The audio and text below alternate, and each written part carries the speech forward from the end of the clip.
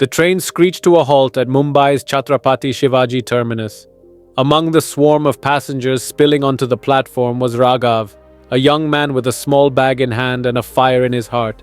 The city roared around him, honking cars, shouting vendors, rushing crowds. For a moment he just stood there, taking it all in. This was the city of dreams, and he had come to claim his share. With no connections and barely enough money to survive, Raghav took the first job he could find, a waiter at a small roadside eatery. It was grueling work. He wiped tables, served tea, and listened as customers complained, sometimes snapping at him as if he were invisible. But Raghav didn't just serve tea, he observed. He watched businessmen in suits discussing deals over their meals. He picked up bits and pieces of their conversations, words like profit margins, branding, marketing strategies. At night, after his shift, while the city slept, Raghav sat under a dim street lamp with an old second-hand book in his hands.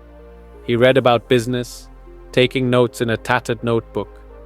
He didn't have a classroom, but he had a mind that refused to settle for less.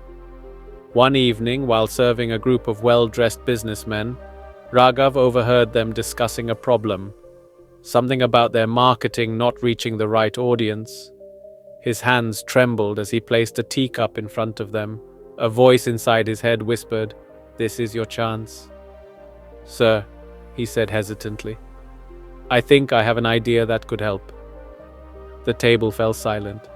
One man chuckled, but another, Mr. Mehta, the oldest in the group, studied Raghav with curiosity. "Oh? And what do you know about marketing?" Raghav swallowed his nerves and spoke. He explained what he had learned, how he had been studying patterns in customer behavior, how small changes could bring in more business. He didn't use fancy jargon, just simple, practical logic. When he finished, Mr. Mehta leaned back, impressed. "Come to my office tomorrow," he said. The next morning, Raghav walked into a corporate office for the first time in his life. He sat across from Mr. Mehta, nervous but determined. He presented his ideas, speaking with passion, and when he was done, Mr. Mehta gave a slow nod. "You're hired." Raghav threw himself into his work. He stayed late, studying campaigns, crafting strategies, analyzing numbers. His ideas worked. The company started seeing growth. His salary increased, but more importantly, so did his confidence. But deep inside, he knew he wasn't meant to work for someone else forever. He had a vision. Raghav saved every rupee he could. He lived in a tiny rented room, barely big enough to stretch his legs, but he had a plan. With his savings, he started a small online business, selling handmade products from his village. At night, he packed orders, responded to emails, and managed the website, all while still working his job. He barely slept, but every morning, he woke up with more energy than the day before. Then, the orders started pouring in. The business grew.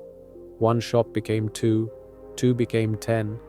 Within a few years, Raghav had built multiple businesses from scratch. Years later, he stood on a stage, addressing a packed conference room.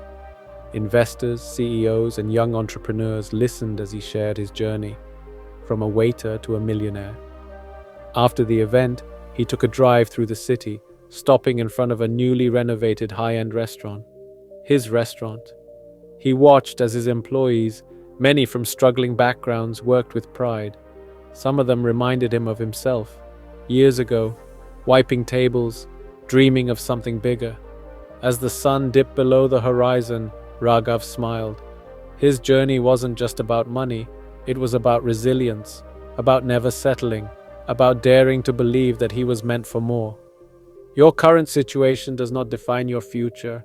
Hard work, learning, and persistence can change your destiny. Keep pushing forward. Raghav did it. So can you.